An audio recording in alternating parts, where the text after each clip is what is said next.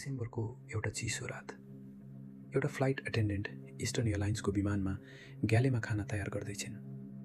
अचानक उनले ओभनको सिसामा एउटा अनुहार देख्छिन्।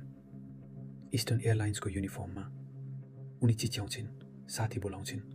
साथीले पनि देख्छ र त्यो अनुहारले बोल्छ, यो विमानमा आगो लाग्नेछ, सावधान रहनुहोस्। त्यसपछि हावामा गुल्छ।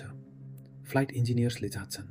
साँच्चीकै फल्टी इलेक्ट्रिकल सर्किट भेटिन्छ, फिक्स गरिन्छ, विमान बाँच्छ। तर त्यो अनुहार को थियो? फोटो हेरिन्छ र उनीहरूको श्वास रोकिन्छ। त्यो मान्छे 1.5 वर्ष अघि एउटा क्रासमा गइसकेका थिए। नाम डन रेपो। यो कथा बुझ्न हामीलाई त्यो रातमा फर्कनुपर्छ। रात 9 बजे न्युयोर्कको JFK एयरपोर्ट। इस्टर्न एयरलाइन्सको फ्लाइट 401 मायामीतर्फ 176 यात्रु र क्रू सहित उड्छ। क्याप्टेन बब लफ्ट, 55 वर्ष, 30,000 घण्टाभन्दा बढी flying experience, perfectionist, cool headed. Flight engineer Don Repo, 51 वर्ष, ठुलो शरीर, मधुरो आवाज, क्रूको सबैको मनपर्ने मान्छे। 2 घण्टा उडान एकदम स्मुथ थियो। यति स्मुथ कि एउटा प्यासेन्जरले विमानभित्रै इस्टर्न एयरलाइन्सलाई प्रेजिङ लेटर लेखिरहेका थिए।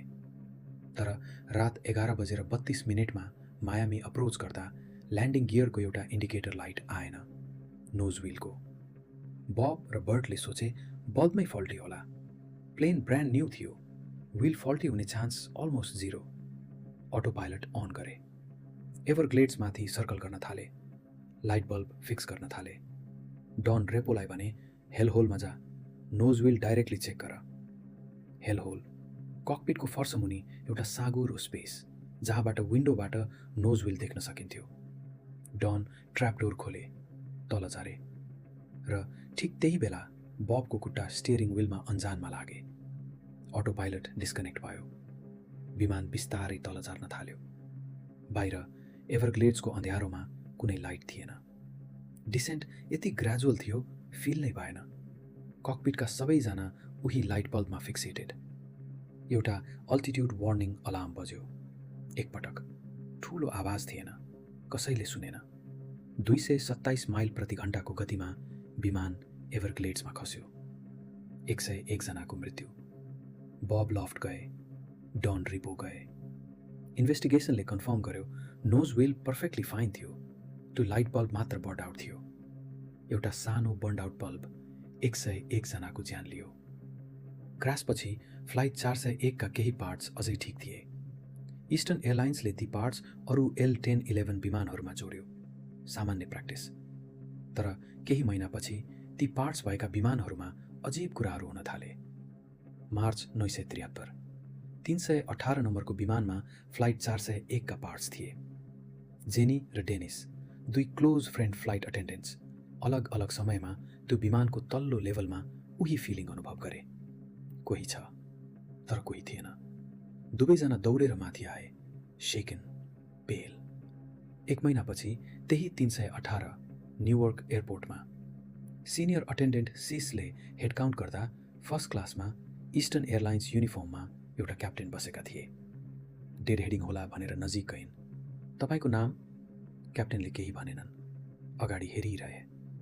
3 पटक सोधिन्, कुनै रिस्पोन्स थिएन। क्याप्टेन जर्ज आए, झुके, अनुहार हेरे। ओ माई गॉड, यो बब लफ्ट हो। र त्यही बेला सिस, डायन, जॉर्ज र 6 जना प्यासेन्जर्सको आँखा अगाडि त्यो क्याप्टेन हावामा खुल्यो। प्यासेन्जर्स हिस्टेरिकल भए। विमान सर्च गरियो 1 घण्टाभन्दा बढी।